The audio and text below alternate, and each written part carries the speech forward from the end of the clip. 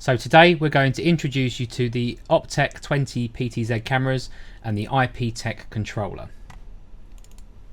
So first off, let's have a quick switch over to the Iptech controller. As you can see here, it's quite a nice compact unit. If we take a look at the back, you'll notice at the moment it's only one cable going into it. And this is a standard network cable, which means this controller is powered over PoE at the moment, so power over Ethernet.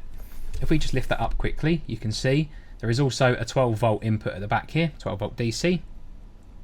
There's also RS485 and RS232 connections, and you can see the activity lights blinking on the network ports just there. So we've currently got two cameras set up for this controller at the moment. We've got the one above my head here, which is focusing down on the controller. This is fed via a HDMI capture card. Now the cameras do have HDMI output. They also have SDI output on the back, and they can do video streaming over the network. Speaking of video streaming over the network, here's our second camera. This is coming in via a network feed over RTSP. Currently, this isn't added to our controller, so there's no control over this unit whatsoever. If I just switch to a pip view there, you can see if I go to camera 2, there's nothing there, so I can't do anything. So let's just go in and zoom in on camera 1 at the moment, which is the one on the left, this one here, connected via HDMI. So I've already set two presets up. Number 1 is this wide shot. Let's go to a tighter shot for the controller so you can see what I'm about to do. So on the controller, nice and easy. I'll go through its functions and features first. That might be a bit easier actually. On the left over here, you've got focus control from near and far. Obviously twist the knob. Next to that, you've got iris control, open and close, so you can make the image darker or brighter. And you can see at the moment these buttons are lit up in green, which means I've got them in manual mode. So I've set a manual focus and I've set a manual iris. The only reason why I've done this for this particular shot is that the controller's slightly sloped on the desk. It's actually higher this end than it is this end, and it being only a metre or so above the desk, it does mean that it is somewhere in between. So we've had to sort of make our in between, sort of this point is our focus point really, because it's quite close, and it's a 1.8 lens on this. So if you wanted to put it back into automatic mode, all you have to do is click the button. Easy as that. So you can see there now it's got a bit brighter. For a normal shot this would be quite nice, but I'm trying not to blow the buttons out because obviously you guys are going to want to see what buttons I'm pushing. So let's just knock that back down a little bit there. And the focus actually looks okay there. So I don't know what part of the controller it's focused on. You can see there, just out focused it a bit and brought it back in. We'll go for there, somewhere in the middle. Over on the right hand side, you've got colour balancing controls. So you've got red and blue control. So you can see there, I've just quickly knocked that, it's gone a bit pink on the image. And then same for this, we can change the blue gain up and down. So you have got a bit of colour correction, and again you see because it's gone into manual correction, the white balance control mode button has lit. We can tap that to go back into automatic white balance. On the right hand side here again, we've got PTZ speed, so pan, tilt and zoom, and obviously the speed for those, nice and easy. Below it we've got the joystick, so the different various controls we've got here, obviously up, down, left, right, and by twisting the knob you can also go from zoom all the way wide, all the way zoomed in to tele. You've also got a rocker switch on the left hand side, so you can zoom in and out using that too, but we'll go back to that in a minute when we add the second camera. So as I mentioned earlier on, this is connected via the network at the moment, so are the cameras, and they're also powered via PoE too. So all we've got going to each camera at the moment is one cable, except for this one above my head here, which also has a HDMI out, so that's capturing the image on the left hand side of the pip here. So let's connect to the second camera across the room. This is really easy on the Iptech controller. Simply hit the search button. This is going to go searching through the network. The router, the network switch over there is connected to our router in the office, so it is picking up a few of our CCTV cameras which do have OnVIF, which means we could control our CCTV PTZ camera if we wanted to, but we're not. I know that I've already set a static IP address on that camera of 10.0.0.195. Sorry, no, it's not. It's 191, isn't it, the one? Sorry, that's this one. 195 is this camera above my head. So it's found that camera. I push enter. It's asking me for the username. Default is admin, and the password default is also admin. and then it's asking me for a camera number, so I want to set it as camera number 2. Number 2, enter. Nice and easy. So that's now added that camera to the controller. Now, one thing it's worth mentioning at this point, these are static IP addresses. I've added these manually because that's on our internal network. It's just so that when we was having a quick look and setting stuff up, it was much easier. The cameras can do static IP or dynamic IP, which means they can get it from a DHCP server. Currently both cameras are set to DHCP, but we know what the IP addresses are. Out the box, they come as default as 192.168.5.163, and I believe the controller is 192.168.5.101. Now, if you want to access these without changing anything on your router, you can manually change the IP address of your computer and simply plug into the devices, either the controller or the cameras, which then means you can then get onto there and change the IP address. All you've got to do after you've changed it, reboot it, and it's ready to go. So we've done that already just to save a bit of a setup process, and obviously showing you that on screen.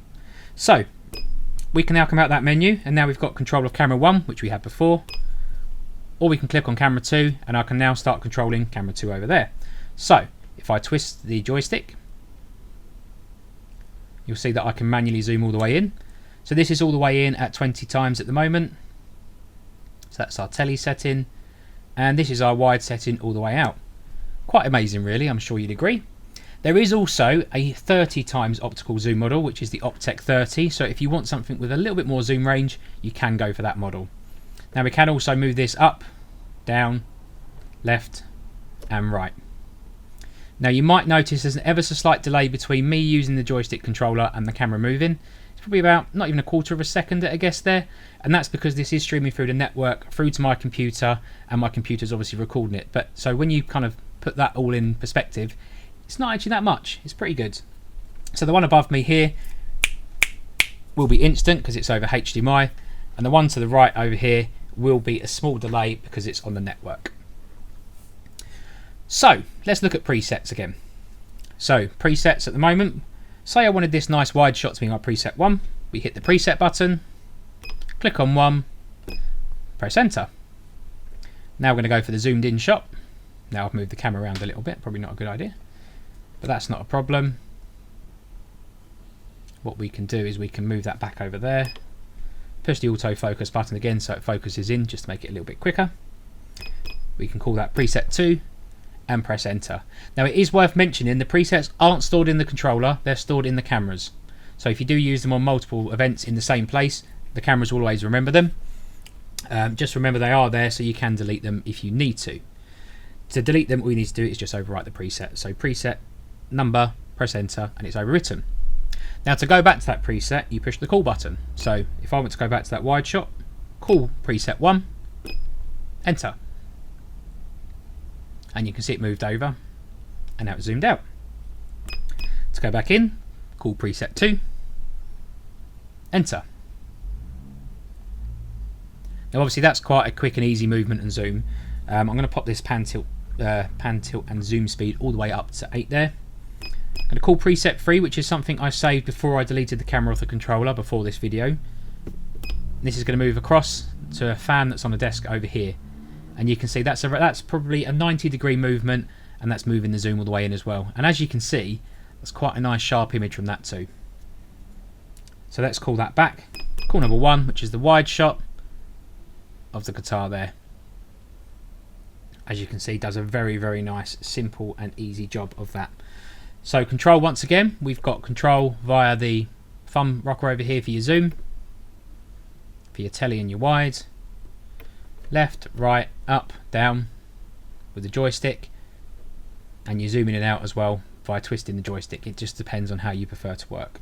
It's also worth mentioning, you can push this button on the top here, and if you'll see on the screen as I push it, it will say lock, which means I now can't use this to control that camera. If I push it again, it unlocks it. Nice and easy. So that's a quick overview of this. As we said, just to go over our setup at the moment, we've got one network cable which is going to a switch just behind the desk over here. That's a PoE switch on 4 ports, which means it's powering this from one port, powering the other 2 cameras from the other port, which means we do have one more spare PoE port if we wanted to plug another camera in. So makes it very, very nice and easy. You don't have to have a router. If you set everything up as static IP, you can just use the switch itself, so you can be a completely independent system. Now, as we mentioned earlier on, you've got RS-232 and RS-485 on the back of the controllers. These support the protocols of Visca and Pelco. The IP output is on VIF and also Visca over IP. So you've got loads of control protocols inside the controller, so you can use them with other cameras if you wanted to. Now, there is a login screen via a web page that you can use to access either the controller or the cameras, which gives you a lot more access to the color control settings, the exposure settings, and also the exposure automatic and focus automatic settings. So you can set limits on the automatic exposure.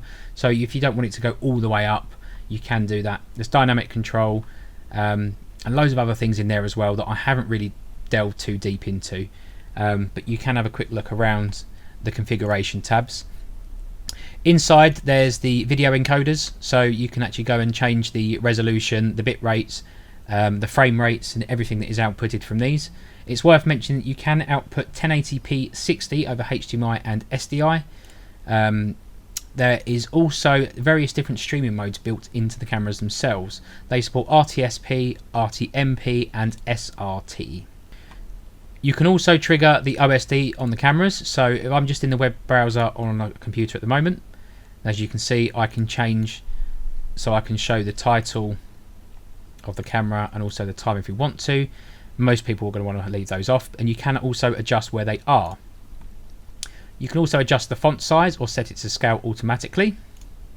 You can change the video output format. So at the moment these are set to 1080i 50. You can change the network ports. So if you want to change the OnVIF port or the RTSP port from something that's different, you can do that. There's an Ethernet tab, so you can go in and change the IP address or set it to DHCP, which means it gets an address from a DHCP server on the network. There's also various other functions you can do on the web browser, which includes doing a firmware update, setting the device back to factory defaults, and also changing the username and the password for the actual camera itself. So that's a quick look over the IPTEC controller and the OPTEC 20 PTZ cameras. As we say, we've got the two there that you've seen today, and of course the controller here.